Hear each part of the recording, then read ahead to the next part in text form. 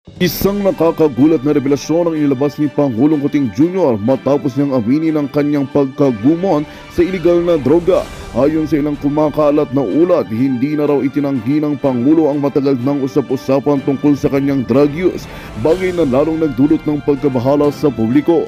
Kasunod ng kanyang pag-amin, marami sa kanyang mga kaalyado sa gobyerno at politika ang bigla manong lumayo sa kanya na anay mo'y naghuhugas kamay upang mailigtas ang kanilang sariling reputasyon.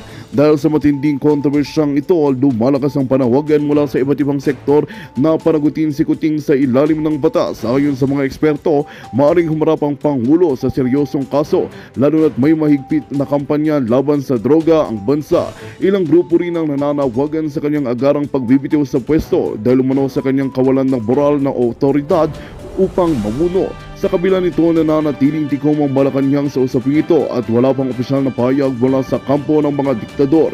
Sa ngayon, patuloy na pinagmamasdan ng taong bayan na magiging susunod na hakbang ng gobyerno at kung may isasagawang opisyal na imbestigasyon laban sa Pangulo. Marami ang nagtatanong, mapaparagot ba si Kuting sa kabila ng kanyang mataas na posisyon o magagamit niya ang kanyang kapangyarihan upang takasan ang bansa? Habang lumalakas ang panawagan para sa hustisya, isa lang ang sigurado, hindi basta-basta malilimutan ng bayan ng iskandalong ito. At yan nga ang balitang ating pagkakatutukan. Ngunit bagong lahat, siguraduhin mag-subscribe at ihit ang notification bell para sa patuloy na pagtutok sa mga silip ng bagong balita sa tunay na boses ng masa.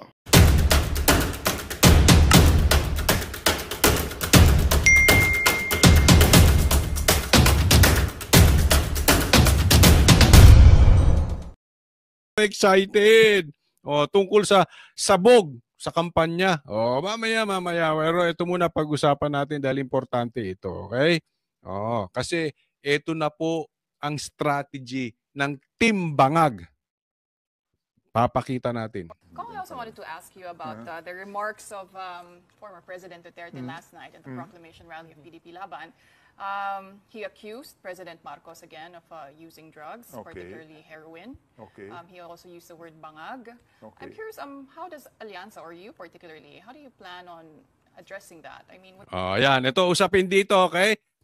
Yung binanggit na ni PRRD na bangag ka, Marcos. Paano sasagutin ito ng grupo ni Marcos, ng kampo? Anong strategy nila dito?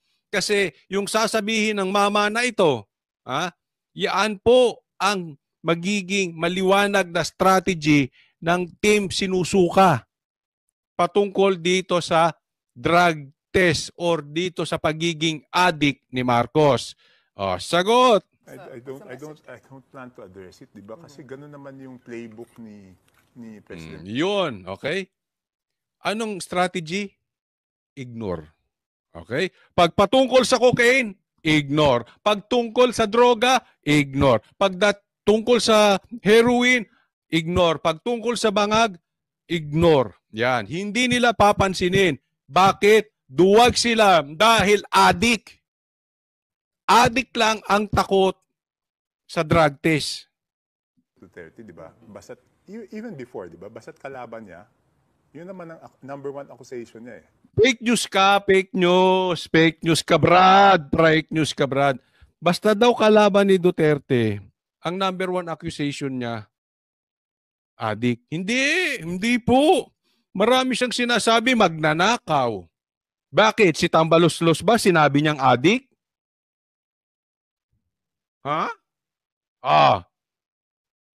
Yung Quadcom, sinabi ba niyang addict? Ngayon, tanong ko sa inyo, sino sinungaling? Itong maman to ako. Di ba? Si Lenny, nakalaban niya. Binabanatan siya. Sinabi ba niyang addict? Sino sinungaling? Ako o siya? Yan ang mahirap. Sir, sorry. Naunawaan kita, trabaho mo ipagtanggol yan eh. Trabaho mo ipagtanggol yan. Alam ko, vlogger ako eh. Bakit? Kasi ako naawa dun sa mga kapwa ko vlogger na bayad para ipagtanggol si Marcos. Ay, talagang kawawa. Paano mo ipagtatanggol? Paano katanggol-tanggol kay Paano mo ipagtatanggol si Marcos patungkol sa droga na isang takot magpa-drug test? Sige, paano ipagtatanggol? Ano mangyayari sa'yo? Magpi-fake news ka ngayon. Anong nangyari sa iyo ngayon? Magsisinungaling ka katulad nitong mama na ito. Trabaho lang eh. And the best na gagawin mo, ignore. Or magturo ka. Hindi ko masagot yung adik ako. Fentanyl, fentanyl, fentanyl, fentanyl, ganon. Hindi ko masagot yung adik ko eh. Pero yung bibig, gaganon-ganon na. Oh, anong gagawin nyo? Diba? Ignore, or magturo ka, or downplay mo. Tulad ng tingnan mo yung ginagawa nitong mama na to, ganon na ganon. Di ba? Either a drug user o drug pusher. Hindi. Hindi. Sinabi ba niyang drug pusher o drug user si Tamba? Adik ka ata, sir eh. Hindi. Tanong lang yun. Tanong. Naku, pambira. Oh. Nabubuko. Ang hirap ipagtanggol ng hindi ka tanggol-tanggol, no? Di ba? So, bakit pa natin papatulan yung bagay na yun? Hindi mo talaga kayang patulan yun. Mati si Marcos doon. Mati. So, in the coming sorties, we shouldn't expect President Bongbong to address that in any way. I hope not. Hindi, alam mo. Sa mga susunod ba na sorties o rally ng Team Suka at saka Team Sinusuka, i-address ba nyo? Kung halimbawa, magsalita si PRRD, ay, adik ka, bangag ka talaga. Anong gagawin? I-address ba? Sasagutin ba ni BBM? Anong sagot nitong mama? I hope not. So pagtatanggol. Para sa kanya, ang datingan kasi noon, hindi niya sinasagot na kung dapat sagutin ni Marcos yung bangag siya. Ang sagot niya, sana hindi. Ano ibig sabihin? Para sa kanya, ang pinapalabas niya, tama na hindi niya sagutin. Alam mo, dito pa lang sa mga lumalabas na ito, adik na talaga si Marcos. The way na pagtanggol nila, inaako na nila, sana hindi. Huwag mong aminin. Huwag, ganon. Diba? Kasi bakit? Pag napunta ka dyan, babaong ka. Dahil pag sumagot ka ng patungkol sa droga, tapos hindi mo kayang backupan ng drug test, useless. Diba? Kaya, I hope not. Diba? Wala eh. It's a playbook. It's already a formula. Hindi po kasi nungalingan yan. Lagi, sagutin nyo ko kahit sagutin nyo taong bayan, sir. Yung iba bang kalaban ni PRRD, sinabihan niyang bangag? Sinabihan niya bang drug lord o drug user? Hindi. Kaya wag mo pa ulit-ulitin yung playbook. It's not a playbook. It's for the real addict. Oh. Can you please, the addict in the house, stand up? Oy, wag kang tatayo, sir. Wag. Yun. Diba? Ganun lang yun eh. Hindi playbook ni PRRD yun. Para kay Marcos lang talaga yun. Diba, pasat kalaban? O ikaw, pusher o user. Ganun lang naman yun. Hindi kasi ito yan, ha? Ako, I really hope na ang buong PDP ay magpa-drug test to force yung alyansa na magpa-drug test. I'm not saying na adik yung mga senatoriables ni BBM tong Team Sinusuka. Hindi po. Para lang mapuwersa yung kanilang boss magpa-drug test. Dahil talagang iwas na iwas siya dyan sa drug test na yan. At alam mo, sir, hindi po ito para sa kampanya lang. Ito po ay responsibilidad ni Marcos na ipakita sa taong bayan na siya ay karapat-dapat. Manguna, isipin mo, ikaw sir, papayag ka ba ang driver mo adik? Kailan lang may nabalitaan ako. Isang mama, sobrang galit na galit. Di ko nababanggitin, isang malaking politiko. Ito, totoo to, kakakausap ko lang. Bakit galit na galit siya sa drugs? Kasi yung pamilya ng best friend niya, umiyak sa kanya. Bakit? Yung lalaking anak niya na adik, ginagahasa yung kapatid niyang babae. This is real talk.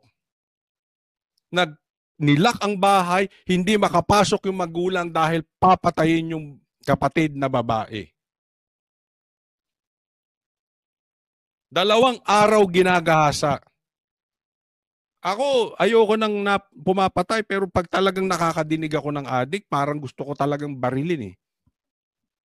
Ha? Hindi ko inaano rito na ine-encourage pumatay, pero isipin mo. Sino matinong kaisipan na ang lalaking, ang kapatid ay i-rape ng kapatid? Adik lang. Kaya sir, please, we deserve to know kung adik ba ang presidente o hindi. Huwag niyo ipagtanggol. Ang hayaan natin na ang magtanggol sa presidente ay yung drug test. Kung negative siya, di so be it. Tapos ang istorya. Pero masakit yung mga ganyan na maririnig natin. Masakit sa magulang yun, yung anak mo nire-rape ng anak mo rin. Masakit yun ha. Kaya mo yun, sir? Yan yung sinasabi ko, kaya mo, driver mo, adik. All the more. Kayo ba, kaya nyo?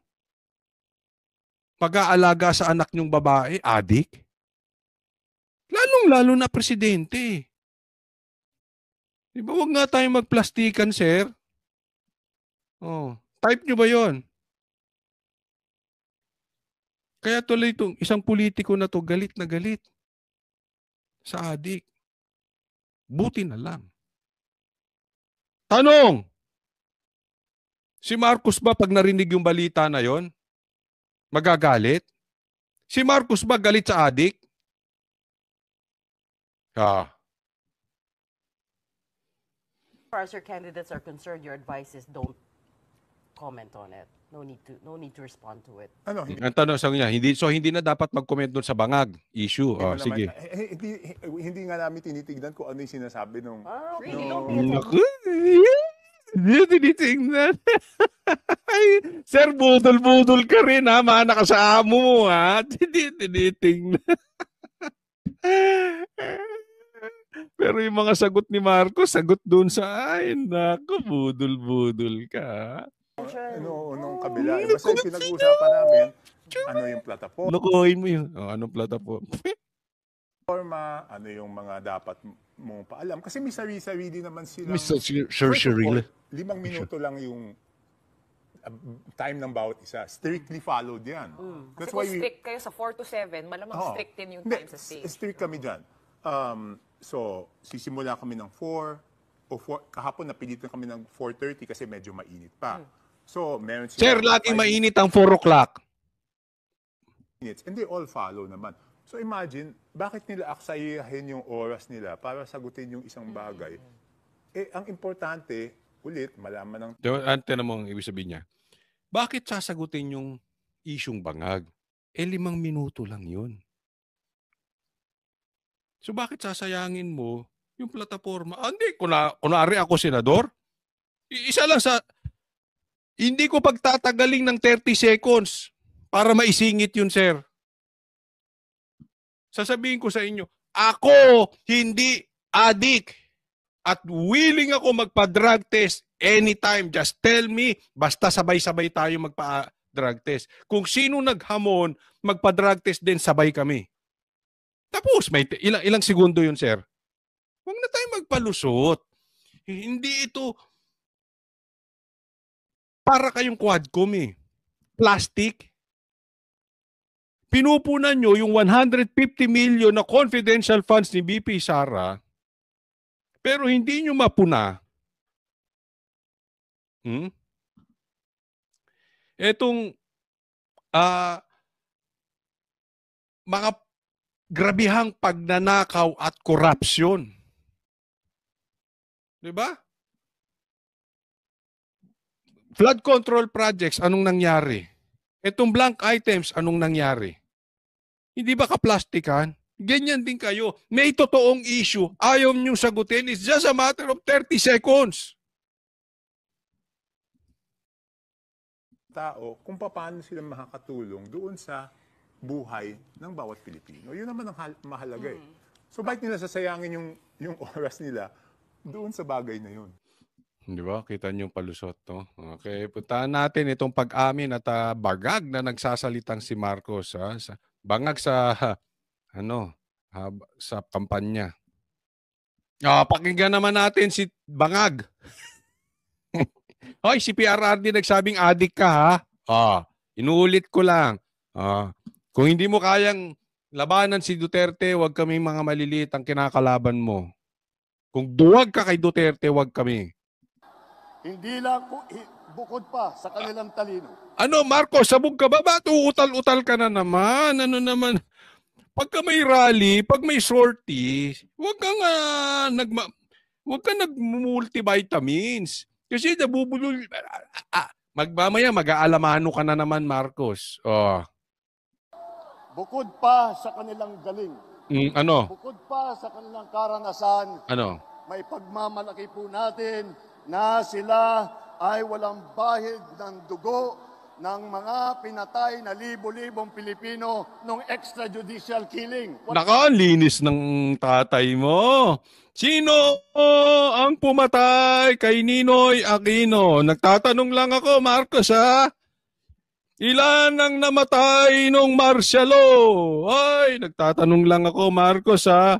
Ilan ang namatay sa KOJC siege? Nagtatanong lang ako, Marcos, ha? Pag nagsasalita, yung panga mo, pag ganon, ha? Diretso lang. Ganyan lang. Ganyan lang, ha? Pag nagsasalita, ha? Pag nag-i-speech, huwag ka nagbababulgam. Okay? Sige. Kasi mapapagkamalang ka eh. Hindi, alam mo, may mga nagko-komentaryo sa akin, Coach, tingnan mo si Marcos, sabog. Sabog sa kampanya. Paano pag ganong-ganong ka ng bibig? Tapos, ano ka pa? Uutal-utal. Ayusin mo kasi. Diretso, anong ibig mong sabihin sa speech mo? Pakinggan natin ang sagot niya kay PRRD na si BBM. Si BBM ba, Adi? Kasi nag-heroin ka, dati cocaine. Ngayon heroin. Ano ka na-promote? Ano ba mas mahal, Marcos? Ako yung nagtatanong lang. Kasi dati sabi cocaine. Coca-Cola ka raw. Ngayon heroin naman sinasabi ni PRRD, ayusin mo nga. Ano ba talaga tinitira nitong mama na ito? Cocaine o heroin? Ako hindi ko alam eh. Ilagay nyo sa comment section. Ano ba ang tinitira ni Marcos? Heroin? Cocaine o multivitamins? Naguguluhan kasi kami kay PRRD. Pero may tanong ako, Marcos. Anong mas masarap ba? Cocaine o heroin? Anong mas mahal? Tanong lang ha. Anong mas pang-sosyal? Yung mga alta sa syudad. Yung ano bang tinitira ng mga elitista? Tanong lang, cocaine o heroin? Hindi ko talaga alam. Promise. Alam mo, kahit isang beses hindi ako nagdroga kaya wala akong kaalam-alam dyan. Sorry na Marcos. Pero kaya kong patunayan. Gusto mo, sabay tayo magpa-drug test. Okay lang, walang problema. Pasabi ka lang anytime. Wala po silang... Kahit gusto mo, isabay mo pa yung mga vloggers mong addict din eh. Naku.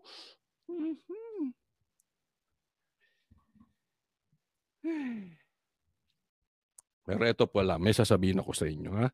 Bago tayo mapunta sa adik-adik. May nababalitaan ako. Na nagsasabi na si Pastor Kibuloy ay magpapadrug test. Nag-aantay na lang ng go signal kung papayagan siya ng korte. Kasi alam nyo naman, nakakulong si Pastor Kibuloy eh. So, bawat galaw niyan, kailangan pinapaalam. No?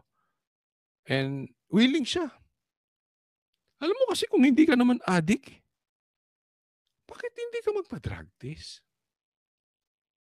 Yeah. Lalo pag gumaganong ka na, tingnan mo yung anak ni Amy, ganun-ganon din. Ang sagot doon, para maalis yung duda ng taong bayan, drug test lang. Si Pastor Kibuloy, sabi niya, hindi. Karapatan ng taong bayan malaman yung kung ang mumumuno sa kanila, adik o hindi. Kaya, alam mo, congratulations ha. in advance. Payagan ka man ng korte or hindi. Alam mo, ang importante, Marcos, tandaan mo to. Okay? Kasi kung payagan man si Pastor Kibuloy ng korte o hindi magpa-drug test, ang importante, willing siya. Kung pinayagan, di magpapadrug test siya. He's doing his part. Hindi niya tinatakbuhan yung problema. Hindi siya duwag sa problema. Hinaharap niya. Ito problema ng bansa natin ngayon. Number 1 problema ng bansa natin ngayon, mga adik. Yan ang dapat sinusolusyonan. Kaya ako,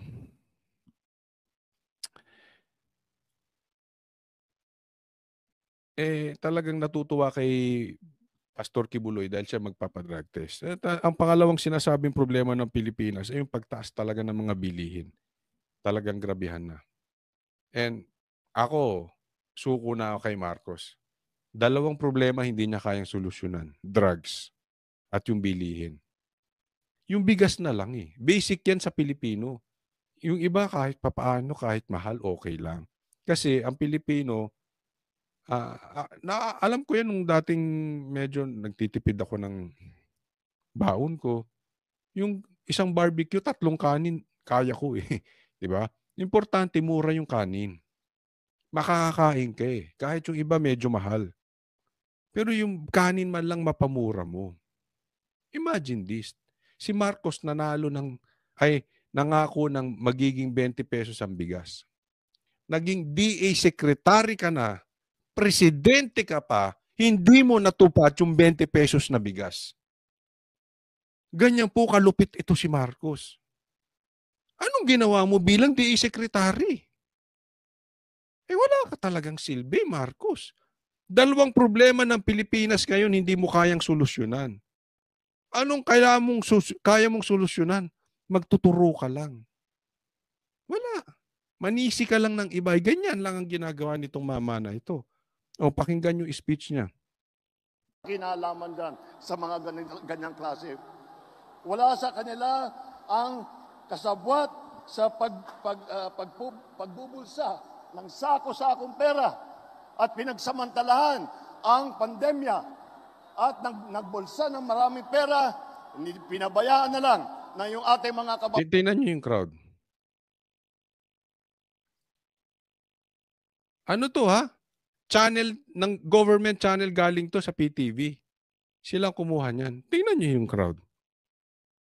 Yung tao halatang ayaw na sa kanya. Pag si PRRD ang nagsalita, ang crowd nakikinig. Ang crowd natutuwa. Ang crowd sumisigaw. Ang crowd ngumingiti. Ang crowd tumatawa. Ang crowd sinisigaw pangalang Duterte. Balita ko nga dito. Hindi nyo lang nilagay eh. Yan po ang kumakalat na balita. Andiyan si BBM, nagsasalita ang sinisigaw ng tao, Duterte. Di ba? Ito nakapula pero parang bayad. Alam mo yung ugali ng bayad?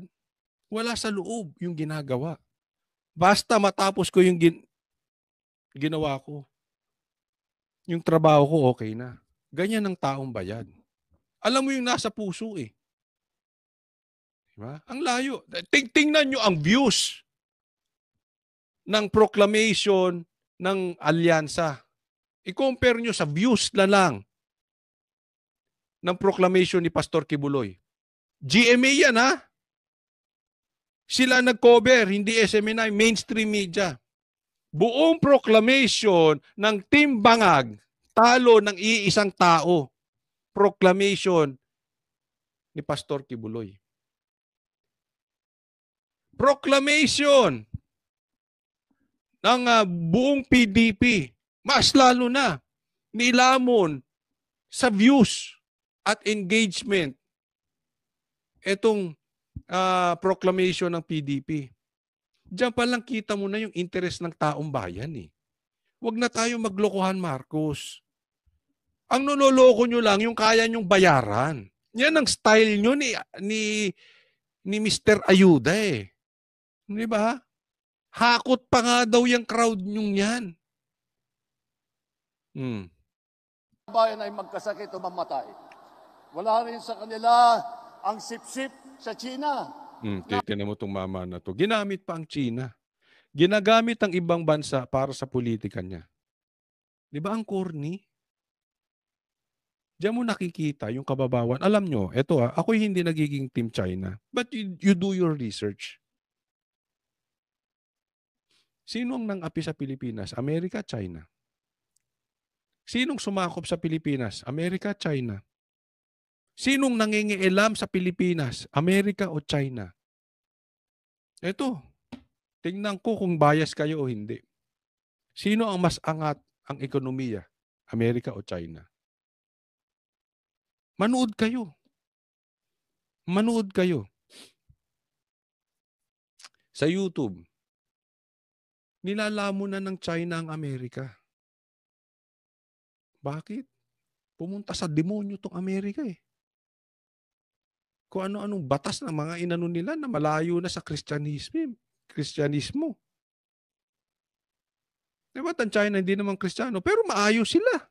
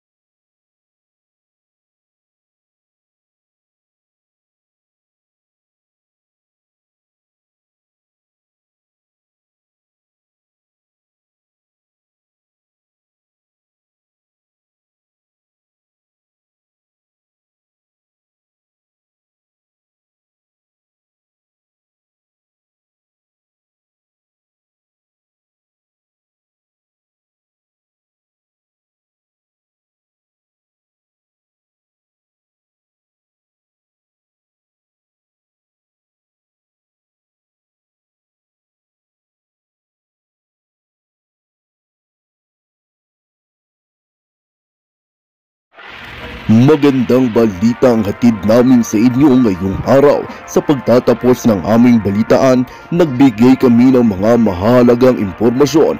Maraming salamat sa pagtutok at pagsuporta sa aming programa. Huwag kalimutang manatili sa mga susunod na araw para sa mga bagong balita at mga kwento na dapat nating abangan.